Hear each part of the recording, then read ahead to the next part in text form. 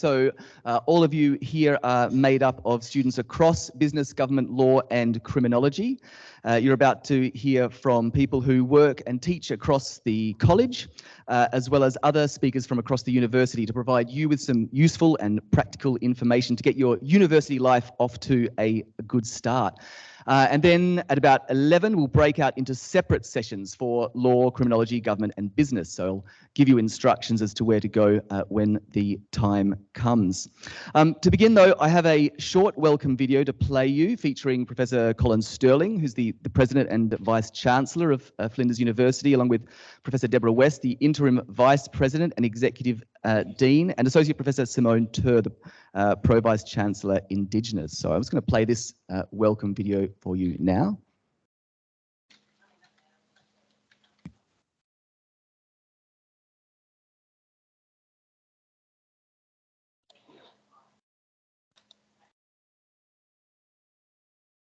Does that mean you're going to change it?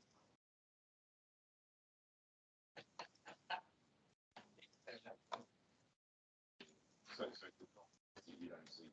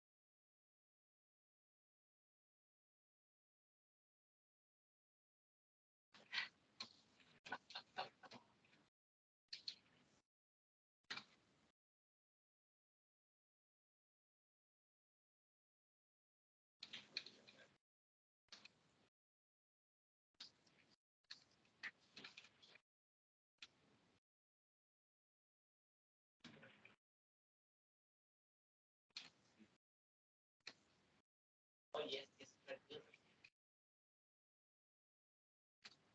yes, with fresh water, right? Yes.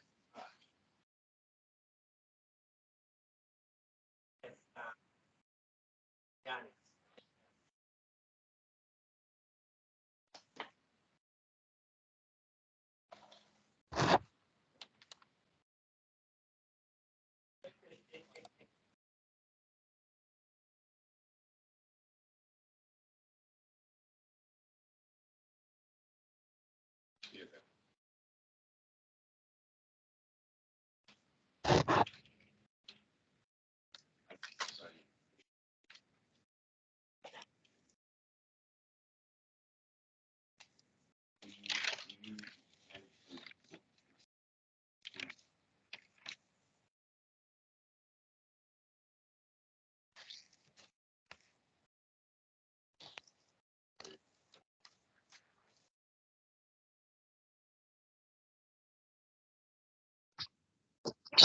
done.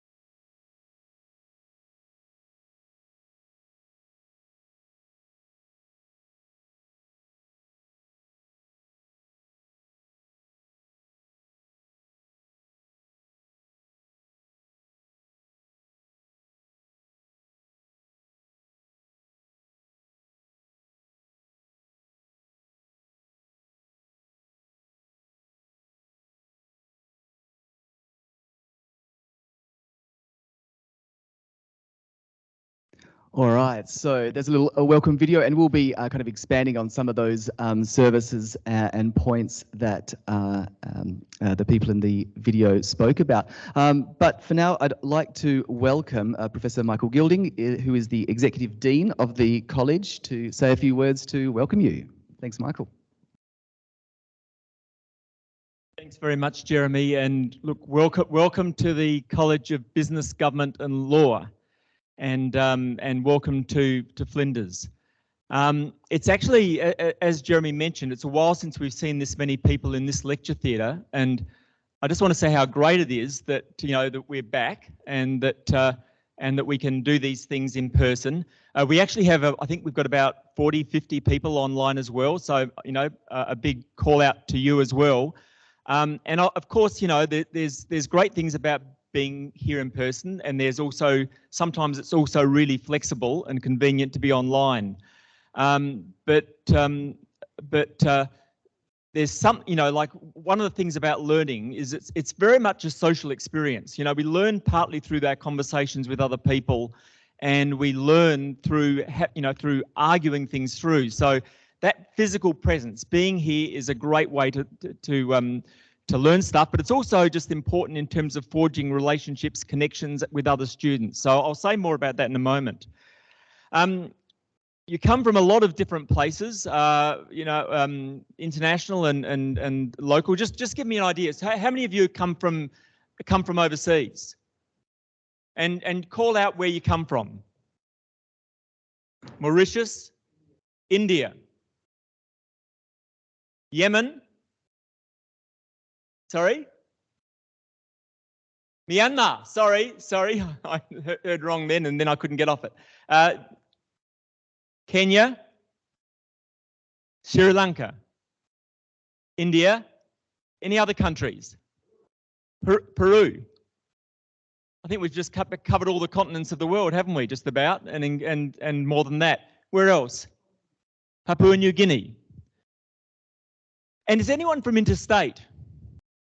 Where are you from? Victoria. Whereabouts in Victoria? Okay, good. So look, welcome to all of you who've come a long distance to be here. And look, from those of you, I mean, most of us are obviously from Adelaide. How many of you are from the south? How many of you are from the north of Adelaide? Wow, quite a few. How many of you are from the east? And how many of you are from the west? Okay, so we've got a lot of people from the south, and we've got people from all parts of Adelaide too. So I'll say more about that in a little while. But welcome to you all. It's fantastic that you're here, and fantastic that you're actually at this presentation and at this orientation day today. Now, of course, the College of Business, Government and Law teaches across a whole variety of different topics. We teach in business. We teach in government, we teach in law, and we teach in criminology. And of course, there's all these different sub-disciplines within that. But just to give me an idea, how many of you are here to study business? Yep, a lot, and that figures, because we've got accounting and finance, and we've got management, and we've got marketing, and we've got innovation, and there's probably other things that have slipped my mind at the moment. So there's a lot for doing business. How many of you are doing government? Fantastic. And how many of you are doing law? Welcome. And how many of you are doing criminology?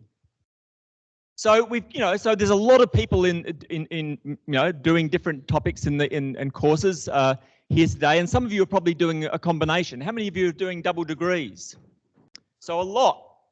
Probably a lot of, so there's a lot of people doing double degrees, and probably double degrees within the college. So that's an ambitious project, and it'll, one of the great things about it is you get the kind of the cross-fertilization that occurs across different disciplines and the different skill sets that are associated with the different disciplines.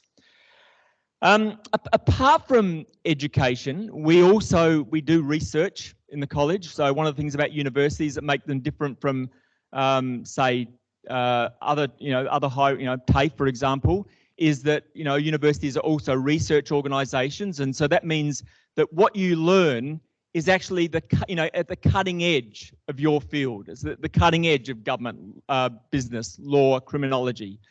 And we also have some research institutes. We've got the Australian Industrial Transformation Institute, which is all about the future of work and the ways in which artificial intelligence and digitisation and robots and so forth are going to change the kind of work we do.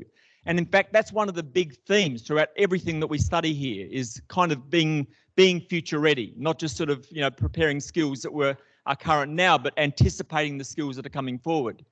So the Australian Industrial Transformation Institute informs what we do, and it's located at Tonsley, just down the road. We also have the Jeff Bleich Centre for Digital Technologies, Security and Governance. And that's basically about, it's named after the former ambassador to Australia, Ambassador Jeff Bleich, and he's the patron of the centre. I'm about to go over to the United States in a couple of weeks for a meeting at the University of Virginia, which is one of the top universities in the United States, that's organised by Ambassador Bleich in terms of building our research connections. And the research we focus on there is around digital democracy, around misinformation and social media, and the resilient and democratic resilience. So, we're living in this world at the moment where the ways in which public opinion get formed and the way in which misinformation travels, one thing we never anticipated with the internet, that misinformation travels faster than correct information. And that's got massive implications for social order and law and business and criminology. So that's another area that we're really good at and have cutting edge knowledge and expertise in. And we have some fantastic internships associated with that also. And the third research centre we have is called the Centre for Social Impact. And the Centre for Social Impact is really about those kind of deep, wicked problems that society never quite comes to grips with, and it includes things like homelessness and recidivism in the criminal justice system, and those sort of problems that need imaginative and sustainable solutions. And our researchers, for example, in that space are absolutely at the cutting edge in terms of building new solutions in relation to homelessness. So we do teaching, we do research, and we make sure that they both come together. Two more things I want to say. So the first thing I want to say is, you're here for Orientation Week, and I can't emphasise strongly enough the importance of the first few days and the first few weeks. I mean, I know it sounds a bit trite, but basically, as I said before, when we learn, we kind of learn socially. We don't just learn it's not just us and the book, or us and the lecture, or us, like us and the person who's teaching you. It's about how we learn together, and you learn so much through the people that you know and that you study with. So building your study networks, building your personal friendship networks, just use this week to connect with people, meet people. It's a really important part of learning. And I can't encourage you to do it strongly enough, because what tends to happen after 3 or 4 weeks is friendships tend to get settled, they tend to get solidified, and so it's harder to meet new people. So use this opportunity in every way you can. The other thing I want to just signal is that next year, or actually right at the end of this year, you might have seen this new building going up in the city. It's sort of next to the railway station, next to Parliament House, and next to the Festival Theatre. It's about 23 stories, and half of it is going to be occupied by Flinders University. All of our courses in the College of Business, Government and Law are going to be taught at the city campus, but they are also going to be taught at this campus. So if you've come here because the South works for you, then you can continue doing exactly what you're doing in the South. But we will also be teaching our courses, all of our courses in this college, at Festival Plaza, and we'll basically have about 8 floors of the building. It will have very cutting edge kind of teaching spaces and so forth, and it will be a great new another space where you can study at Flinders. So that's something to look forward to. But if that's not something you want to look forward to, because actually the South location works for you, that's no problem at all also. We're going to be teaching in both places. So that's all I want to say. Enjoy your orientation week, enjoy your time at Flinders, and I wish you the very best with your studies. Thank you.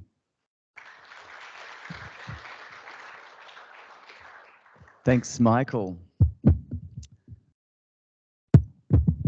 All right, I thought to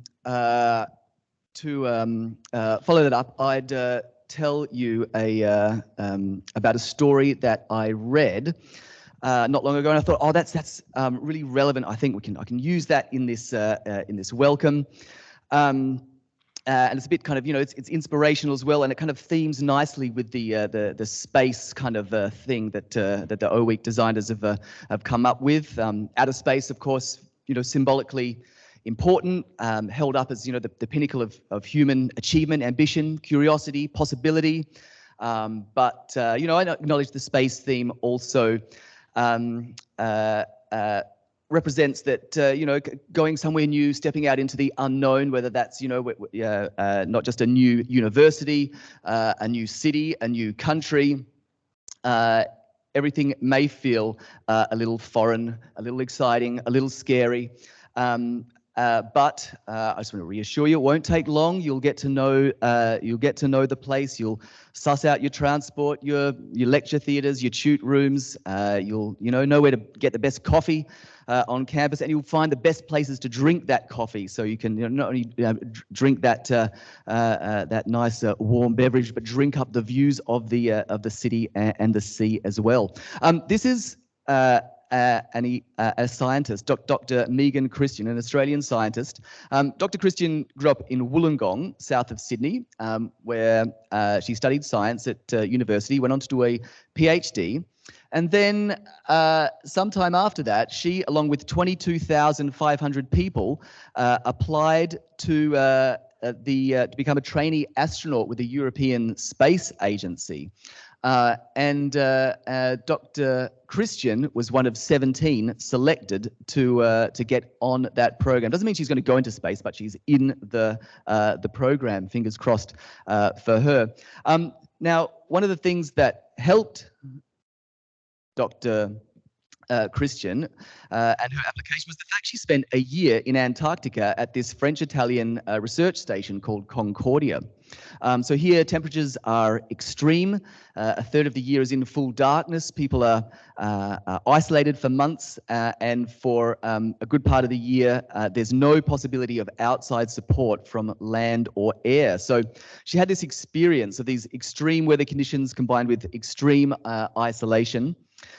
So how did Dr. Christian get through this time? Well, she had a really powerful story she could tell herself and others, one that focused on her purpose for being there, which, and for her, was on her work with doing climate change research. She was able to draw strength from this story that she told herself about her work, about what she was doing and how it was contributing to the world. And in addition to this, she had kind of nourishing hobbies, things she liked to do, like crochet and knitting. Now, thankfully, as you already know, conditions at Flinders are much better than at the Concordia research station. However, there will be times at university when conditions, you know, it can get a bit cold, it can get a bit windy, it can get a bit lonely, isolating, and challenging. And so, I guess to give you strength in those moments, I encourage you to start thinking of a story you can tell yourself about why you're here, about why you decided to come, about what you're going to do beyond university. And as you're doing that, maybe you already have that story in your head. Maybe it's kind of, you know, maybe you're telling yourself already. Maybe you're telling others. That's great. Maybe it's in the back of your mind and you haven't quite kind of, you know, pulled it out yet, but it's there somewhere. Search for it, find it, start telling yourself, and tell yourself how you're going to contribute to the world beyond university, because you're all important. The world needs all of you to help with the challenges that that we face. And in those times when things get cold, lonely, and challenging, like Dr. Christian, you can have a story to tell yourself. You can draw strength from your own story and power. And then I suppose the other thing about that story is know too that when you get through challenges, opportunities will open up for you, opportunities you might not even know about right now. Now, don't forget to do things that you enjoy, that nourish you in other ways. You know, for Dr. Christian, it was knitting or crochet. You might have some of those things already. You might be looking for some. I encourage you to seek out the clubs and all the activities you can do at uni through the clubs and student associations. I couldn't find a knitting or crochet club, but don't let that stop you. You're at uni. You can be your own boss. All you have to do is get together with some like-minded people and start a club if you want to. You've got that power. Now, in addition to telling yourself an important story, to getting involved in the social and political aspects of uni life, there's a whole range of supports that you can access if you need to. And to speak more on those, I'd like to introduce you to Gareth Ferber to speak about student well-being. Thanks, Gareth. Easy, thank you very much. And that was a nice segue, actually. Probably the best segue of the week. Congratulations. Welcome, everyone. I just want to acknowledge that I am meeting and talking on Kaurna land. I pay my respects to elders past and present, to any Aboriginal people in the audience today, to any Aboriginal people online. Hello to the online people. I think the camera's up there. And just express my gratitude for the fact that I do get to live and work and play on this land and commit to trying to be a better guest on land than I may have been up until now. So yeah, I'm representing Health, Counselling and Disability Services as well as OASIS. We are two, I think we can probably claim we're the two sort of biggest health and wellbeing groups within the university. You may or may not need us during your time at university. If I think back to my time at university, I had a couple of GP appointments. Freakily enough, that GP is still here. So when I walked in the door in 2017, he recognized me immediately. I don't know what that says about my medical problems from back then, but how's that condition going? Yeah, correct. That's it. I haven't looked up my notes. So you may not need us whilst you're here, but so we're not essential for all, but we're essential for some. We do quite a few things, and I want to try and, given that you're going to be overloaded with information today and probably have been overloaded with information in the week leading up to this, I wanted to try and leave some fairly simple messages and some fairly simple takeaways. I'll make these slides available if you missed the QR codes and want to look through. But I'll break what we do into sort of three categories. So first is the things that happen out of health, counselling and disability. I think of these services as the people you go to see or the support that you seek if something's not quite working. So you might go and see a GP in relation to a medical issue. You might come to SA pathology, which is on site to get a blood test done. You might get immunisations or vaccinations done if necessary. You can come and speak to one of our counsellors if there's something going on with your academic work or something going on in your personal life that is getting in the way of you engaging fully with your studies. If you come to university with an existing health or mental health condition and you think it might play some sort of impact in how you're able to engage with your studies, you might speak to one of the disability advisors and see what, if any, kinds of adjustments or supports can be provided that are going to help you engage with your studies better. The term disability is a little bit old-fashioned. I suspect we'll be changing that in the coming years. A lot of people look at that and don't necessarily think of themselves as having a disability, but they do have a health or medical condition that does have realistic impacts on their everyday life. So I wouldn't be put off by the term. If you think that a health or medical condition might impact your capacity to be fully engaged with your studies or do the aspects of study that you're most interested in, please consider making an appointment with one of the disability advisors. If something goes wrong whilst you're on campus in relation to bullying or discrimination, harassment or victimisation, we have equal opportunity counsellors as part of our team. There's someone to talk to not only about the event itself and what has happened, what you've experienced and how you're feeling about it, but also to give you options and advice about what you could do, what actions you could take, what reports you could put in place. And we also have an after-hours crisis line. So if you're anything like me, your existential crises don't happen within business hours. They happen at 2 or 3 o'clock in the morning. And all of our services outside of that are 9 till 5. So the after-hours crisis line is staffed by Lifeline trained people who work specifically for the university sector. So they've got the skills of the Lifeline counsellor, but they also understand what the pressures of being a university student are. And don't worry too much about what it is you need to talk about. Text, call, and start that conversation, and they can kind of continue that with you. They will get a few calls in the first few weeks of students looking for their room, where they need to go for a lecture the next day, just to be aware that they won't know that very specific information about you. It is more that kind of emotional, what it is I'm going through, I'm feeling a bit distressed or a bit overwhelmed, and just talking that out would be useful. So the second group that I'm sort of representing here today is Oasis. So Oasis is actually a community centre that's on the campus. From here, you'd sort of head down through Social Sciences South, and then you come up to near Car Park 5, and opposite Car Park 5, there's like a function centre that looks like it sits on the side of the hill. Oasis is at the bottom level of that.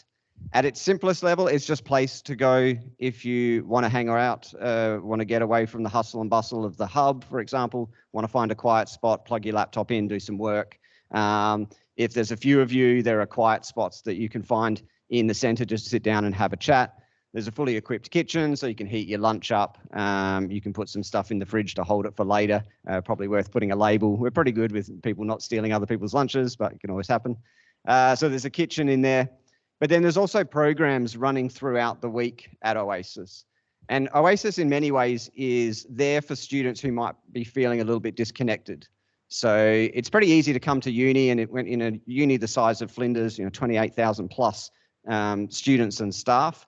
It's at one level, it's great to be part of such a big community, but you can also disappear into that community and feel a little bit isolated. The programs that Oasis run are really about trying to connect you with other people. One of the programs that's done really well, and I just went to Oasis yesterday, and the first session of Flinders Mates was running, and the section was packed. So Flinders Mates is a program where international and domestic students get together to kind of share cultural stories. So domestic students get to understand the experiences of those coming from other countries and from other cultures. And then international students get an opportunity to ask domestic students about some of the nuances of Australian culture. We also have the Flinders Market, which happens on Thursday. It's a very good opportunity to get a large section of your food budget, food allocation for the week purchased at far below what you would pay in the supermarket. Basics like fruit and veggies and bread are free whilst we have them in stock. And then there's very low cost pantry items as well. I thoroughly recommend adding that to your list. I do occasionally go there to get cheap chocolate. I leave the fruit and vegetables aside for the students because that's just how kind I am. We also at Oasis have people to talk to. So we have chaplains. Chaplains, a lot of people don't think to sit down to speak with a chaplain, certainly if they don't have a religious or spiritual background. But chaplains are actually excellent people to talk to. They're people that have in their own lives really asked themselves some of those bigger questions. What's it all about? Why am I here? What am I doing? What's the purpose of it all? What do I want to be? Who do I want to be? And because they've navigated that territory themselves, they're very good at helping others navigate that territory. They don't do it with a particular faith in mind. So their job isn't to bring you on board a particular faith. Their job is to help give you the space in which to make some of that own spiritual journey yourself. And then third, this is my neck of the woods. So if you're at university, well, when you're at university, you're building up a core skill set. So that's the skill set within your actual discipline, law or business. But universities are also opportunities to pick up other skill sets. One of those skill sets is in relation to well-being, self-care, mental health, productivity. If that's your thing, if you're interested in allocating a bit of mental bandwidth whilst you're here to picking up some additional skills in this area, you can follow some of my writing on the Student Health and Wellbeing blog. You may well see me again teaching into topics that you're part of. You can come and do one of our programs. Be Well Plan is a mental health program. Studyology is a tackling procrastination program. Most people aren't interested in the tackling procrastination program till about the middle of the year, once they've realized that procrastination is a little more of a demon for them than they thought. So you come along and do that program. It's also the case that most people who sign up to do a procrastination program sign up to the first one, but then they say they'll actually end up doing the second one.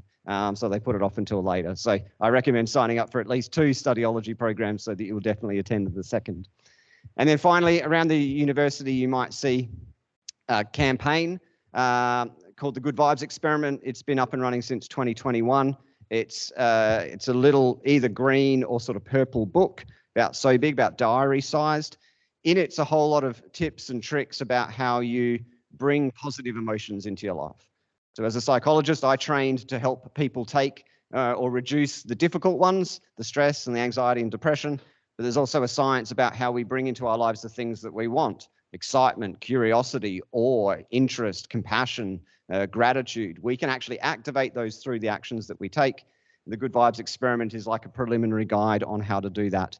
You'll find them at the Oasis Centre. You'll find them floating around the university. And if you drop by my office, I'm happy to give you a copy. I think that's it. You wanted me to hit Flinders Mates, which I have. I've hit Flinders Market. I'm sure I'll see everyone at Studyology around the middle of the year. And just look, congratulations. Like I said, our services are, you use us if you need us. Otherwise, we're kind of in the background. But I just hope that everyone here has a fantastic university experience. It's really great to be on campus and see everyone starting this journey. As you can see from my general appearance, my uni journey was a while ago. So it's cool to see people starting theirs. And thank you for the opportunity to come and present today. Thanks so much, Gareth. Yeah, it is really handy to have all those services available here on campus. I remember I didn't use them so much in my undergrad, but when in the postgrad days when things got really tough, then I had to kind of make a call to the counsellors, and they were really good, actually. I can recommend it. I'd next like to welcome Lauren from the Student Learning Support Services to talk a little bit more about student supports. Thanks, Lauren. Hi, thank you. Hi, everyone. Nina Mani. That means, g'day. I also want to acknowledge that I'm teaching in this really beautiful spot of Ghana land. We're so lucky to have such a beautiful campus, and I want to express my gratitude to the elders past, present and emerging. So yeah, what I do is I am from the Student Learning Support Service, right? So we basically offer academic study skills and kind of self-management support to students of all levels, from all disciplines. So it's in person and online, and I'll kind of go through a bunch of stuff that we do quickly. So firstly, who here feels like 100% confident in their academic communication, like writing skills? No one. Okay, awesome. Who feels like pretty okay about it? Yeah, good to see some hands. And who feels like, that a sweat beading on their foreheads when they think about writing an essay? I hope that you feel more confident than that. But that's what I'm here for, right? I'm here to help you develop skills in academic writing, well, whatever type of writing you need to do, if it's your essay, if it's a report, with your referencing. That's a really, really big one. Understanding academic integrity, figuring out where you put your commas and your full stops in your reference list, and when you need to reference and how we reference and how we paraphrase and all those tricky things. So if you do need that support, a bit like Gareth, come and seek us out. Okay, we're always here. You just need to come and find us and ask the right questions. We're pretty easy to find. We're in level 2 of the library, in a space called the Commons. So specifically what we do for if you do want that one-on-one support, come and see us in the Learning Lounge, and that's where I just said, level 2 of the Commons, in the level 2 of the the library in the Commons. We have learning advisors there who are from 11:30. The time's just changed. I'm pretty sure it's 11 or 11:30 until 2. Come and chat with someone about your assignments, understanding what's expected of you, going through your rubric, figuring out how to write a sentence, whatever it is that you need. We also have Studiosity. So if you're not on campus, if you're studying online, or if you're here at, 2 o'clock in the morning, as we all sometimes are, this is a 24/7 support service that you can access, okay? So everybody has, I think it's 10 interactions with Studiosity per semester. So, use them when you need them, and that's online. And then we also have our English for Academic Purposes workshops that we'll be running throughout the semester.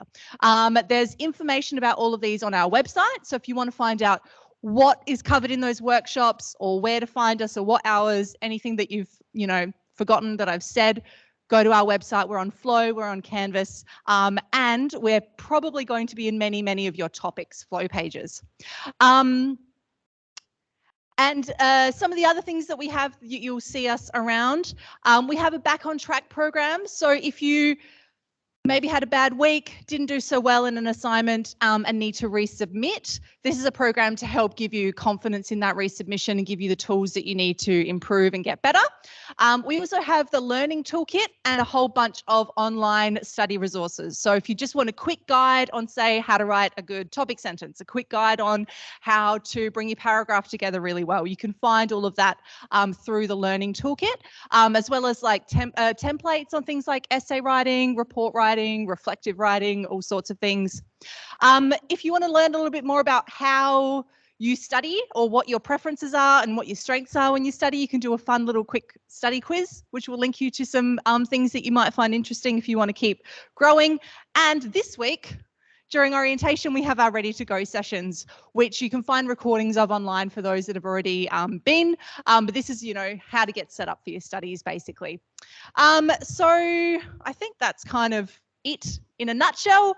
Hopefully you'll see me around. I'll be probably delivering some workshops maybe in your topics. You'll certainly see me on the computer in lots of your video resources and things like that. So all the best, guys, and don't forget to come and see us if you need it, even if you don't think you do. It's always a good idea just to ask that question rather than, feel like you maybe get it wrong. So yeah, cool, thanks. Yes. Thanks, Lauren. I think the Student Learning Support Service is a really fantastic resource, and I encourage you to make full use of the resources and support that they have for you. I'd like to welcome now Janine and Lainey from Enrolments to come and say a few words. Thanks.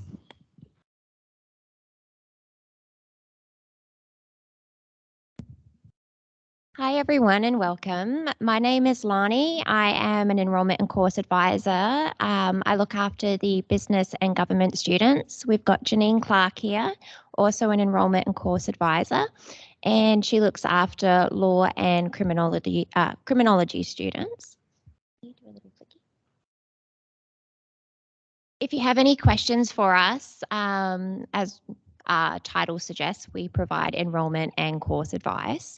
The best way to contact us is through Ask Flinders. It is on your Okta dashboard. So if you do have any queries, go onto your Okta dashboard and lodge an Ask Flinders request.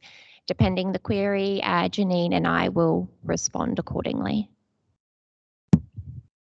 So we like to let people know that there are human people behind the Ask Flinders. We've got the Flinders Connect team as well that can help. They're like a one-stop shop.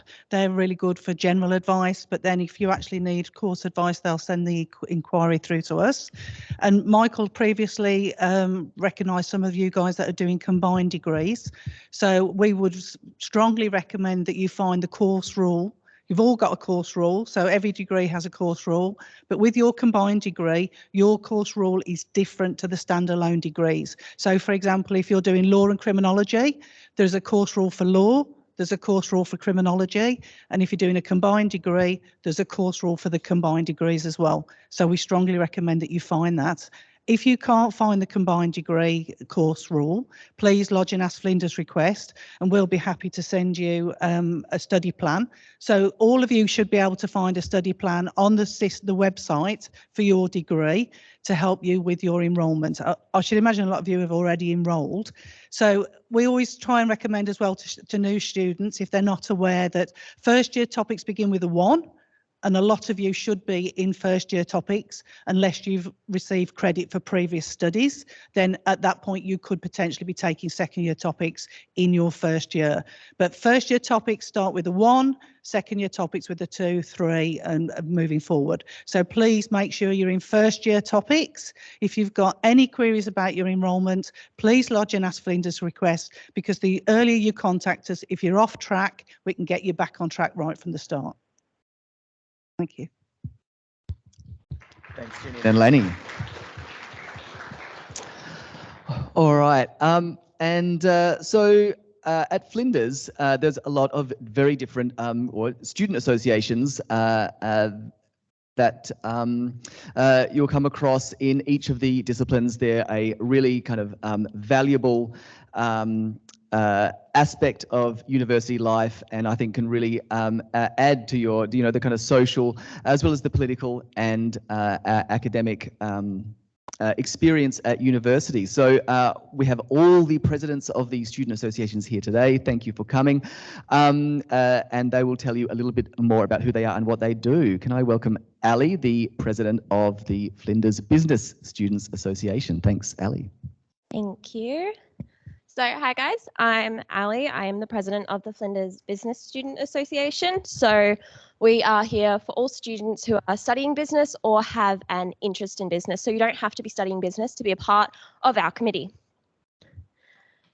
So we're here to help you get the best out of your time at university, whether that's succeeding in making a lot of industry connections or helping you with some of those trickier topics. So we also offer study sessions as well for some of the first year core topics.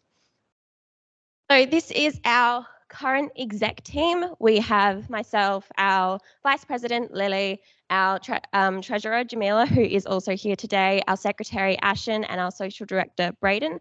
We haven't filled the 6th position for our exec team yet. So if you are interested in getting really involved, really hands-on straight away, come have a chat to either myself or Jamila later, or just Google us. I'll go into how to contact us later, and we will talk you through everything you need to do. I was in that position last year as the web director, and so I'm happy to help mentor you throughout that position if you decide to give that a go. And if you see any of us around campus, feel free to pop by, say hi. Happy to have a chat, happy to help you find a classroom, because sometimes that's going to be a little bit tricky, especially in these first few weeks. And what do we do? So many things, like I said, here to help you succeed the best you can throughout your university time. So we have an office, which is just in Law and Commerce. Some of you might have passed it coming up the hill. That we haven't sorted out our office times for this semester. Should be around 10 till 2 each day, hopefully. But if you need to contact us and we're not there, again, I will get to that in just a moment. So we have social events, such as our first event coming up on the 9th of March, which is a business student mixer just at the tavern down at the hub. It is completely free. We are providing free food and pizza and chips. And that one's a great way to come and meet your fellow business students if you're not able to make those connections today, and to meet existing business students who are already doing the degree, which can be really helpful for getting tips and tricks and making those connections. Then we also have our pub crawl and our ball later in the year. So if you want to get onto those, stay tuned to our socials.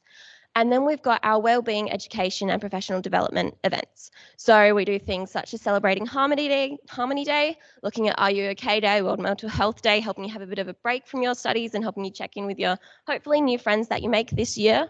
Then we've got our education-based events, such as our study sessions, which I mentioned, and our professional development events to help you make those industry connections. So this year, we are sponsored by PwC and CPA, as well as BDO and hopefully CA as well.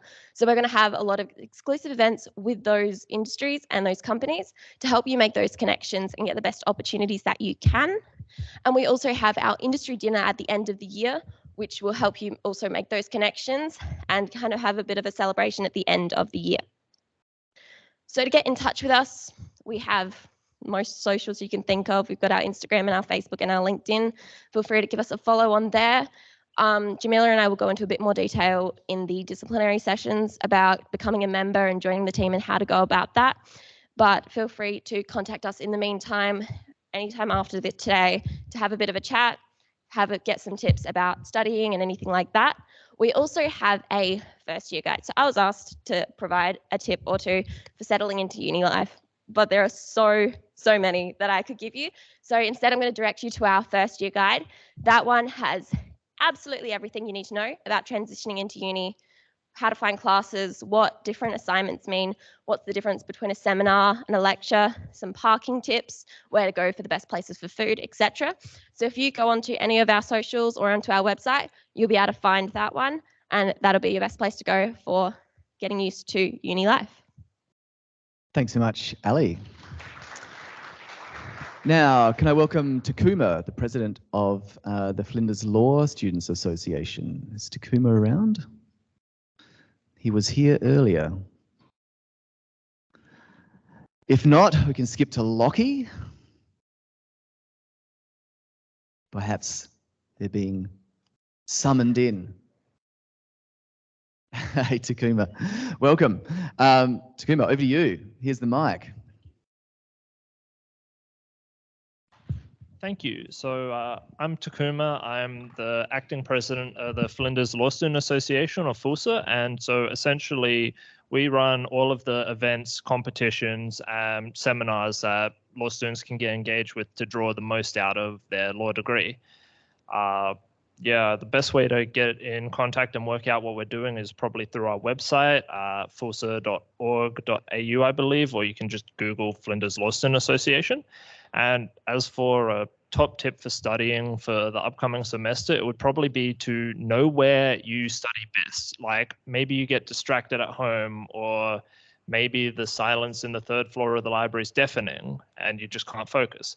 But know where you get the most work out, and you'll be able to get so much more study done in so much less time.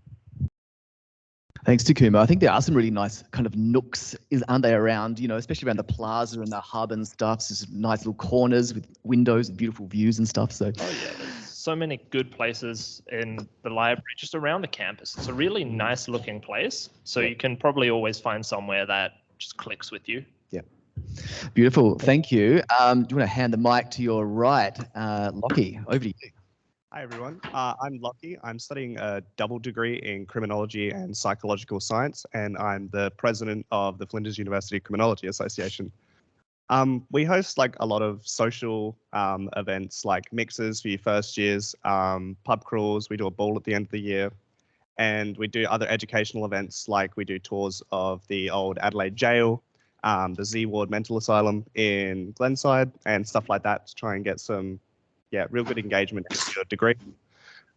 If you want to get, I guess, engaged with us, just like flick us a message on our socials, like on Facebook or Instagram, or send us an email at FUCA-events@Flinders. And the best tip I'd probably give to first years, especially because I'm in my second year, so I was where you are not too long ago, would be to download on your phone Lost on Campus, because I have lost where I am on campus so many times and not known where my class is, like toots, lectures, everything. So it tells you exactly where you need to go. Yeah. Thanks, Lockie. Yeah, I think that's a really good point. Right? You're starting your second year now. So a year ago exactly, you were in this room, and now you've risen to the lofty heights of president of FUCA. No, congratulations. No, that's great. Thank you, Lockie. John, if you want to keep going to the right, over to you. Hello. I'm John. I'm the president of PIRA. We're the Politics and International Relations Association. We are the Student Association for Politics and International Relations. We have one degree here, so it's not a lot of students. But we do a bunch of educational events throughout the year. Last year, we hosted two, both panels, one looking at the Ukrainian crisis and another looking at the rise of fascism. We approach them from academic points of view so people can get an educated understanding of politics without ideology. We also have our AGM coming up in March, on the 22nd of March, Wednesday. It'll be in Law and Commerce. If you are keen, join up. We do amazing things. My piece of advice is dates. So what I do with all my assignments is the first thing I do, like whenever I get my topics, is I find out when all my assignments are due. I open a notes tab and I write the assignment, what topic it's for, and how many words it is and when it's due. And therefore I have this little tab that tells me exactly what I have to do this semester, and I can organize and have sure that everything's done a week beforehand, because I like being good to my lecturers. Thanks, John. That's excellent advice. Excellent advice indeed. All right. Thank you to all the presidents of student associations. Cheers. Thank you. All right. Next up, we have Ashok, who is going to be talking to us about the curly topic of academic integrity. Anyway. Thank It's not you. really, it's not really that scary, or is it? No, No, it's not. It's not that scary. Yeah. Welcome everyone to Flinders, and welcome to the College of Business, Government and Law. I'm a senior lecturer here, but I'm here in the role of an academic integrity officer for the college to give you the basic orientation about academic integrity. I know that many of you are excited about new learning of topics, and some of you have already looked into the topics you're going to do and the topic guide. So what is going to enrich your learning? Your assessments, okay? So the assessment is a very key component of your learning process. And when we talk about assessments, integrity matters. And within the Flinders University, integrity is one of the core values of Flinders, and then we do emphasize a lot about it. So today I'm going to give you a very kind of a short orientation towards it. So what is academic integrity? It is a form of ethical behavior. And it is really important when you do all your assessments, and it is important as a part of an academic community at Flinders here. And it is basically the value of ethical behavior when you do your assessments. So that is what is really, really key. So if you really look at some of the key terms there, it would be around the honesty, the trust, the fairness, the respect, and the responsibility you have towards this assessment. So if you break that, that is where we call it as an academic integrity breach, basically. So you have breached that particular aspect, or we call it as an assessment or academic misconduct, basically.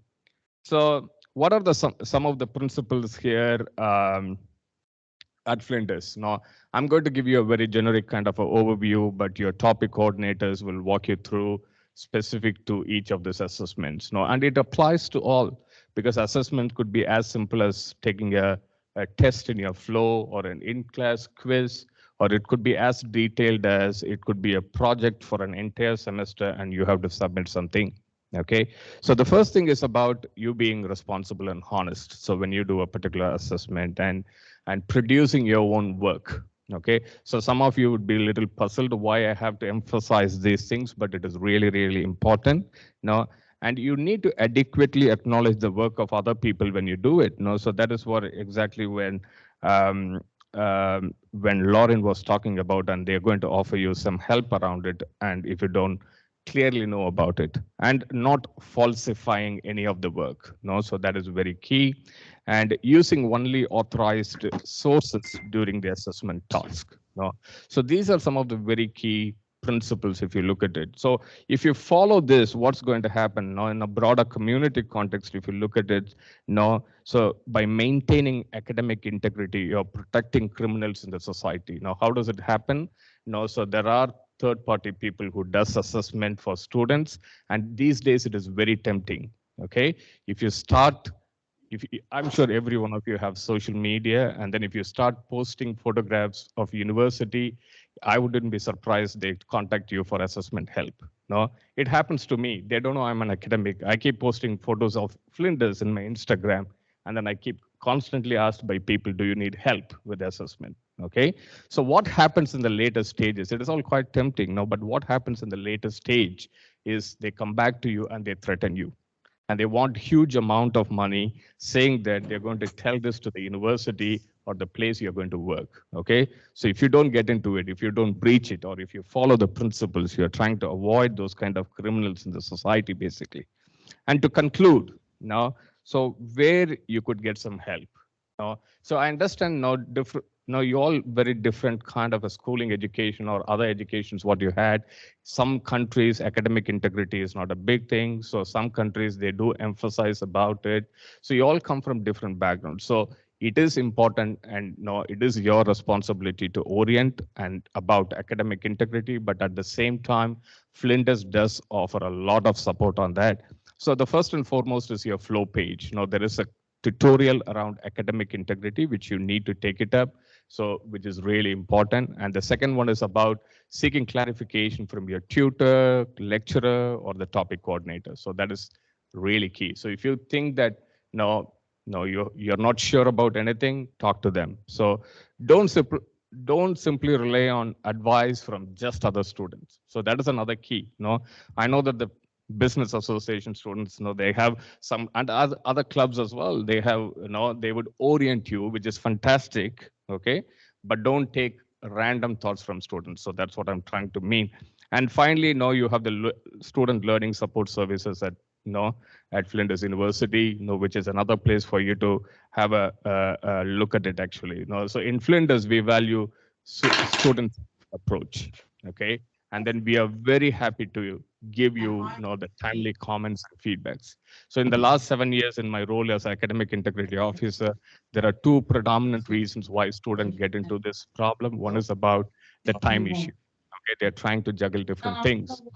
And you got a very good tip from try wearing it out in public. What do you think? Does it... Yeah. Okay. Okay, someone turned on, right? Someone is sitting in a cafe and having a chat, right?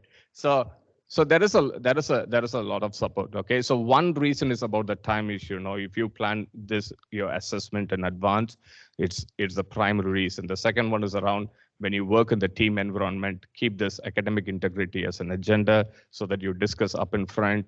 So someone else's behavior is not going to impact your assessment as well. So I wish you all the best. Thank you. Thanks, Ashok. That's right. Don't be tempted by those shady offers of help. Just if you can take anything away from today, it's just that Flinders has some excellent support services right here that you can access really easily, and the kind of support that won't come back to bite you later on. Next, can I welcome Bert Verhoeven to speak to us about communication and innovation. Over to you, Bert. Yes, welcome everyone. My name is Bert. I'm from Innovation and Enterprise here.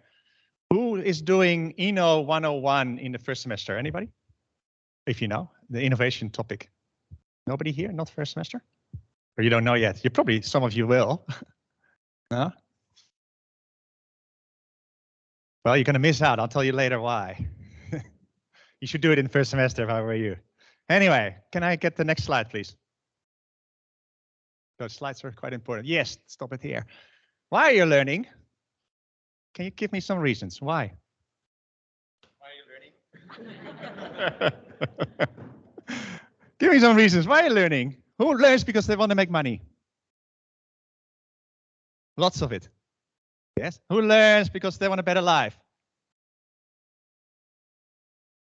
Oh, to get a job. That's a good one. Next slide, please. Next thing. No, not next slide. Next thing. Okay, better job. Here, look at this. 65% of today's students will move into careers that haven't been created yet. Yeah. So what job are you learning for? Yeah, and then on average, you will have 5 careers and 17 different jobs. Can you just let it sink in?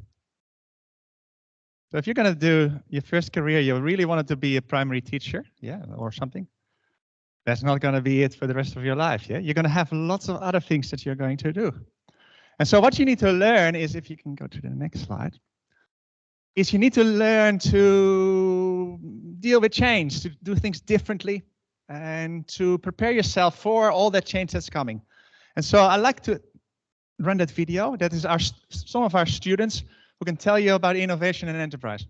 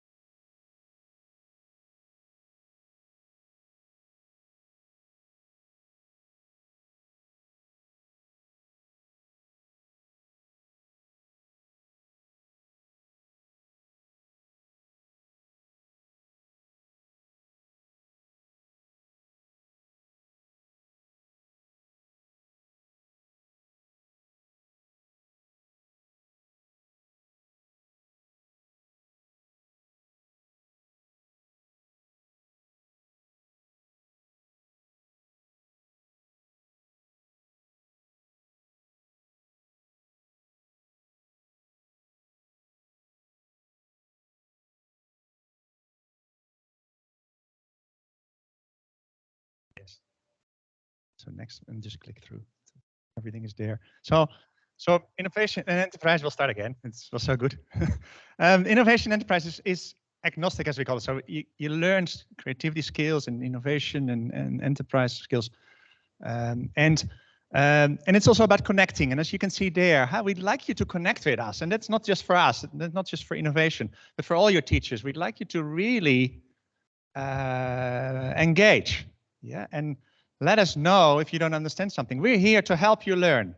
Funny enough, yeah, I'm not here to judge you.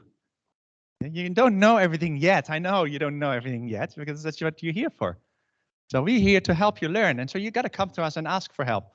You got to engage in the classes because then we know where you're going and we can help you, right?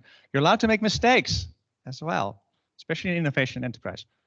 And then I said you got to do innovation enterprise in the first semester. And the reason is that we're going to integrate something that's called ChatGTP. Has anybody heard of that?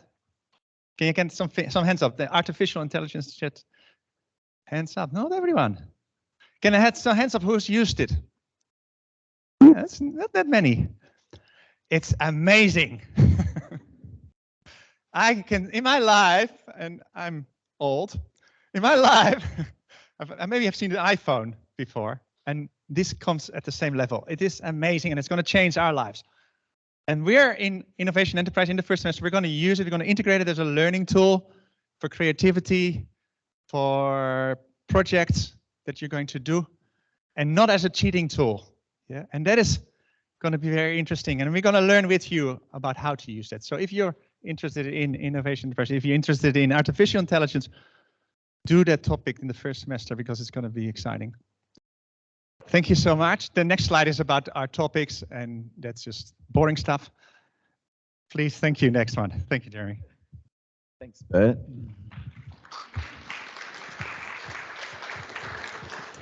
All right, next I'd like to welcome Jessica, who's going to talk to you a little bit about getting to your topics online through the different sites and things like that. Over to you, Jessica.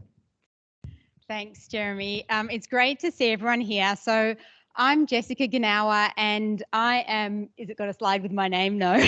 I'm a senior lecturer here in international relations, which is like the government part of the College of Business, Government and Law. So that would be any of you who are studying international relations and political science, or any of our postgraduate degrees like public policy or international relations. So I really look forward to meeting those of you in the discipline session afterwards. But right now, I just want to briefly let you know some important information about our online learning system. So most of you probably would have already accessed your classes, which we call topics. And because all of you are starting out in first year, you're going to find that most of your classes are on a system called Canvas. So we've switched this year to a new system called Canvas, which I actually think is much better. And I think it'll be great for all of you starting out straight into Canvas.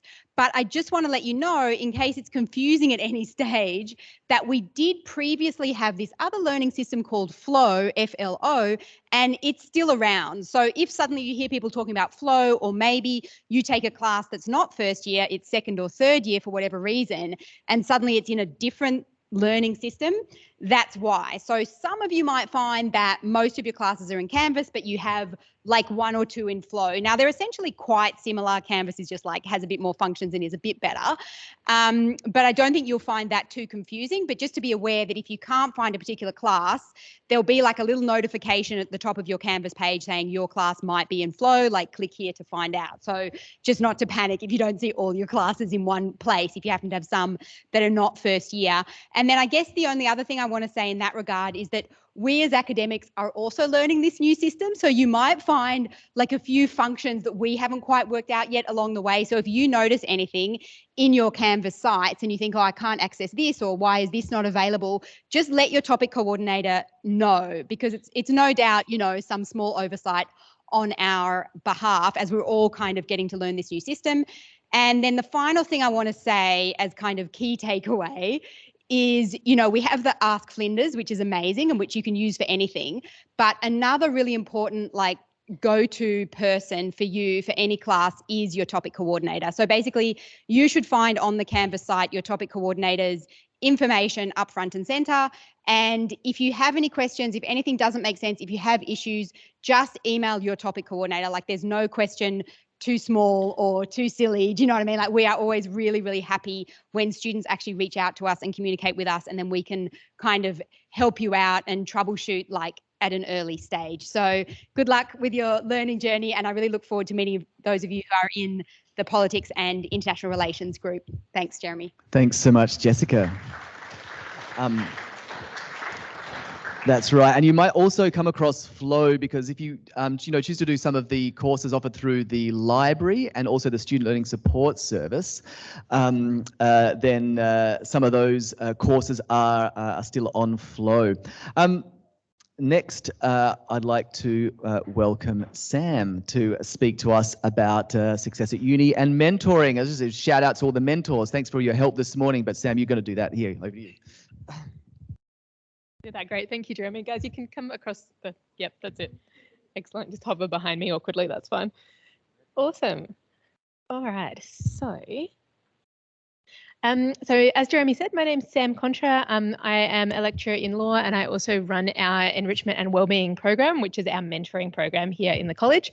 As you can see, these smiling people behind me are the mentors that we have, and I'm trying to awkwardly not stand in front of anyone. I'll just hover between you two. So all undergrad students in our college, so whether you're studying in business, in criminology, in government, or in law, you actually have a mentor. So these are our beautiful mentors who are senior students in each of those disciplines. Some of them are actually studying combined degrees as well. So I think Janine earlier was saying the example of if you're studying law and criminology, we actually have some mentors who are doing both, or they might be studying a different combination as well. So you can get lots and lots of tips.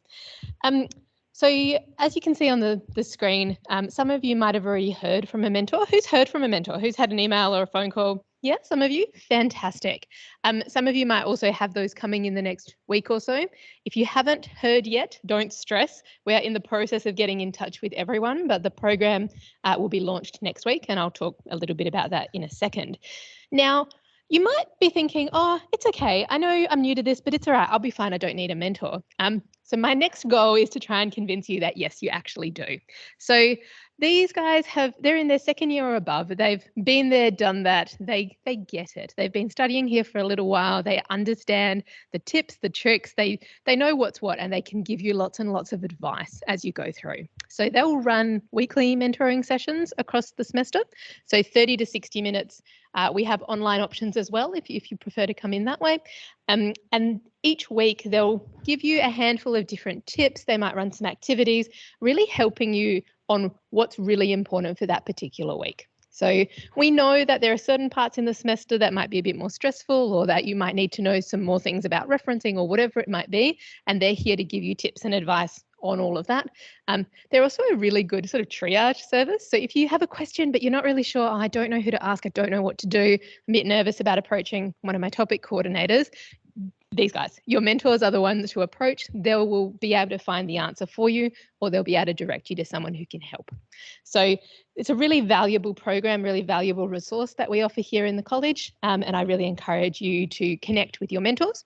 In your discipline session, so that we'll break into in a little while, and Jeremy will talk much more about that a bit later, you'll actually get to meet them. So in the undergraduate sessions, you'll find that they'll be present for those, and you'll also have some little handouts for those people that are in the room, and a link for those people that are online, so that you can get to know the mentors a little bit more and work out which session you might want to attend. So as I said, the program launches next week, so with a pizza lunch, a free pizza lunch, I should say. So in the Social Sciences South Courtyard, this is happening next Thursday. It's a drop-in lunch, so between 1 and 2:30 you can drop in and come and help yourself to some pizza, get to know the mentors, find out some more about the program, and start to connect in with it. You can register by scanning the QR code, or you can also search. You can search in the, the orientation planner online, so how you registered for this event today, and you can find out some more details there. But that's pretty much everything from me. You'll hear a bit more from the mentors during the discipline sessions, and they're very lovely and friendly people. So if you have any questions at all, I'm sure they will all be very happy to answer anything that you'd like to know. Thanks, Sam, and thanks, mentors. Cheers. All right.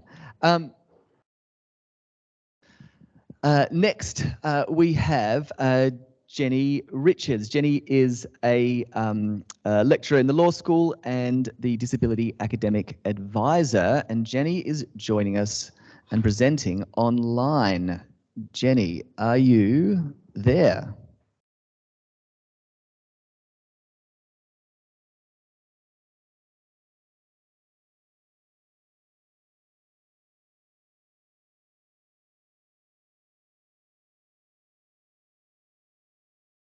And we also have Shervin, who's also, maybe I'll just do this as well. And perhaps while we're waiting for Jenny to dial in, have there been any questions coming through on the chat, or do any of you have any questions at this point that you'd like to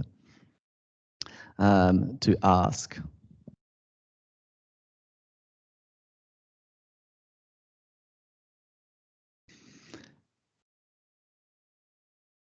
If you do and you don't want to ask them, that's fine. You can save them for the discipline-specific session.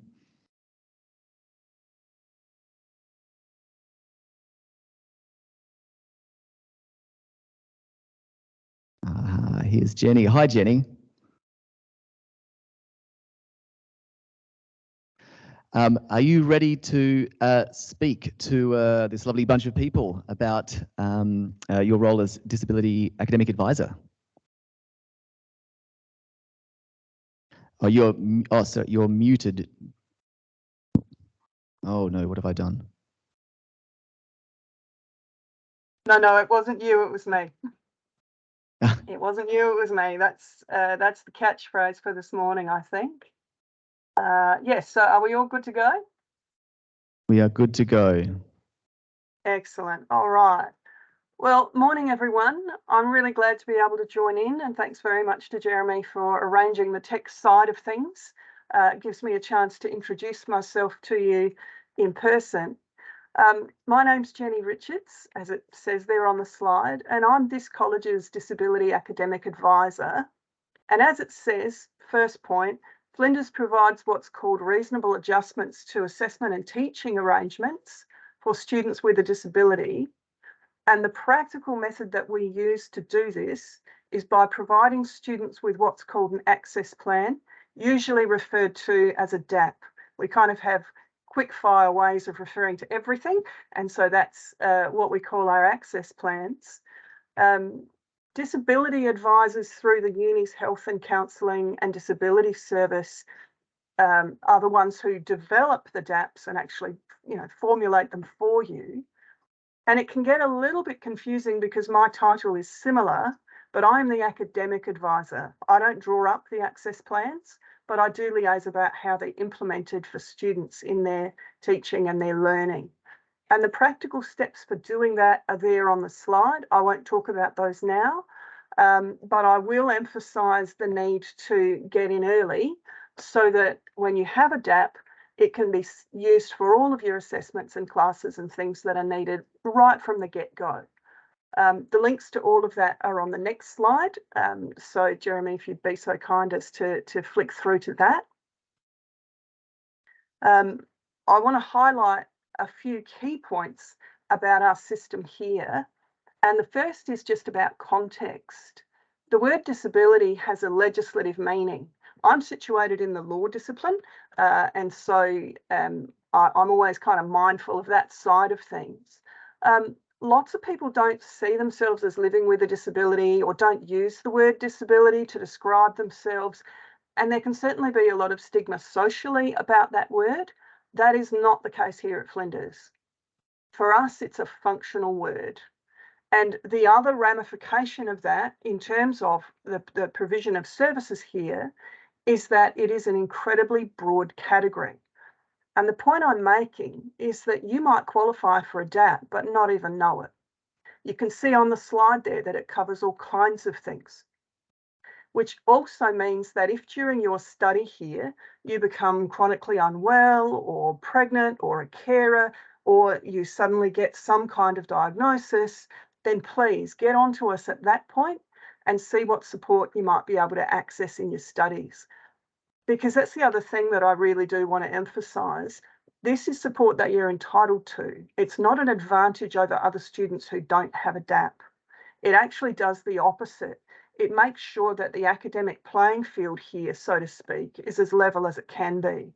So if you're someone who's accustomed to pushing through and just working through whatever you can as best as you can by yourself, now is actually the time to stop doing that and to engage as strongly as you can with this system that we've got here as it's designed to operate at Flinders, yeah? I've listed a few examples of adjustments there on the slide, but there are a range of others. That's why they're worked out by a trained professional at the Health, Disability and Counselling Service, and that's not me. So other examples that aren't there, you might need to write your exam on a computer rather than by hand. You might need to sit your exam in a different room so that you can take a break every hour and get up to stretch your injured back. Because remember, this isn't just about what many people think we mean when we say disability. Having told you what I don't do, the next slide, thanks Jeremy, is about where I do fit in. I'm your resource, basically, and also just a general port of call if you're not too sure whether or not to apply for a DAP, or if you've got any other needs or concerns in relation to these kinds of issues. I can liaise with academic staff about how the DAPs are implemented, because the DAP is simply the paperwork that substantiates what's needed so that you don't have to provide endless medical certificates. Much of what is possible in any given topic will still need to be worked out with each of your topic coordinators. And that process can be done in conjunction with me so that we've got consistency across the college and use all of the options that are available. And in the same way, I'm a resource for the academic staff. I will add, I am also on the uni's working group that's currently drafting the new version of the university's disability policy. There will be student consultation and input on that. So if you're interested in getting involved in that process, please contact me and I'll make sure that you're in the loop on that. But if you remember one thing from this really short introduction, let it be this. If you have a disability under this really broad definition, or at any point during your study, anything medical starts to impact your capacity to study, then please, as soon as you can, get a DAP. And if you're unsure about any of it, come and see me. Come and see me is kind of the refrain in this presentation. And if you want any support in using it or just to chat generally, again, come and see me. My email's there and we can arrange to meet or talk or whatever. Thanks.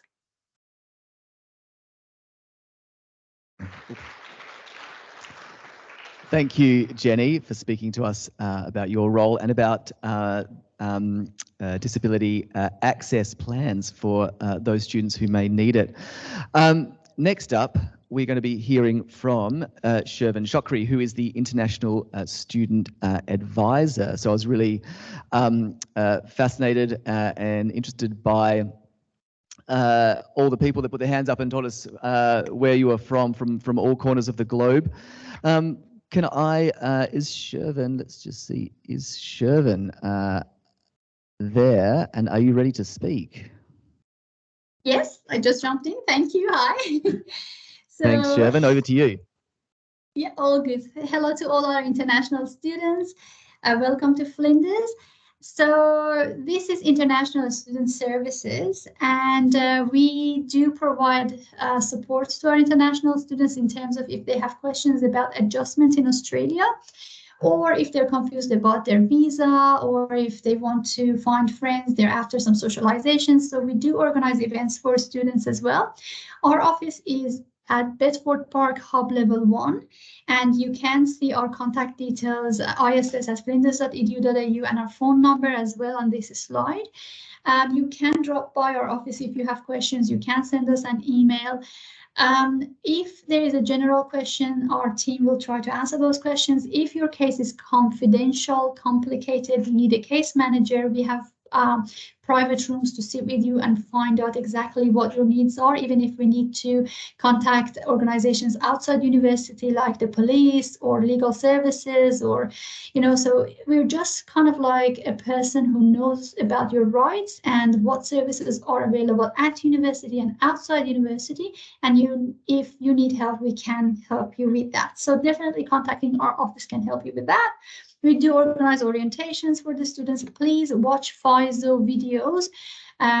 They are on our Flow site. Okay, so definitely go to ISS Flow site and watch the orientation videos about enrollment, about your health cover, academic skills. There are lots of good videos there that's useful. Our welcome event is happening tomorrow, 24th February.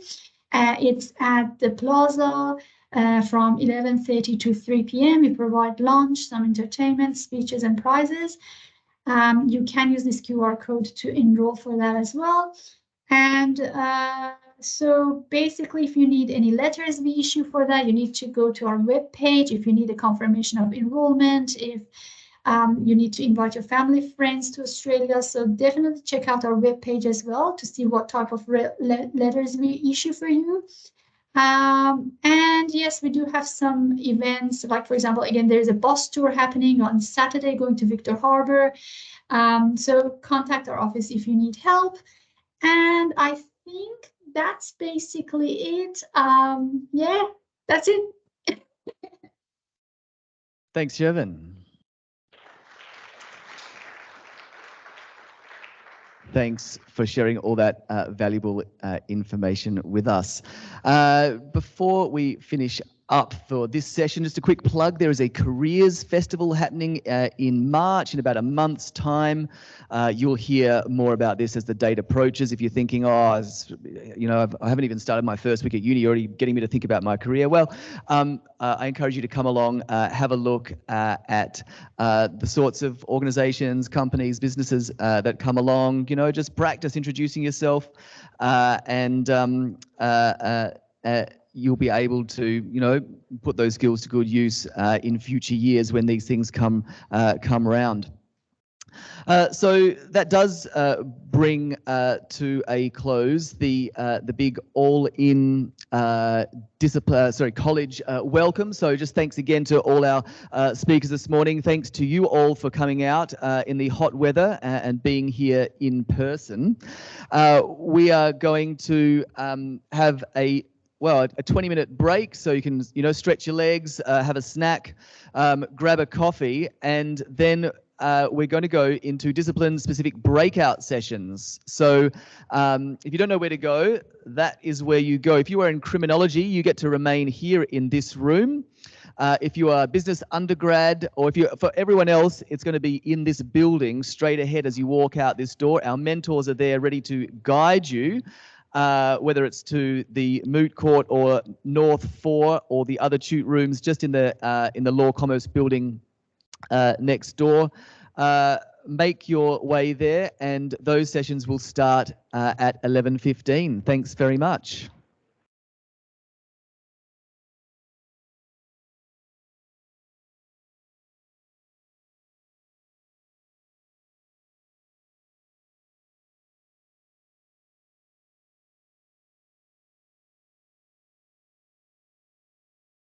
And as the people file out of the room, can I just say to the online people, thank you for joining us. I think the deal is that you leave this meeting and then you click on the other discipline-specific meeting that should be in your calendar. Thanks.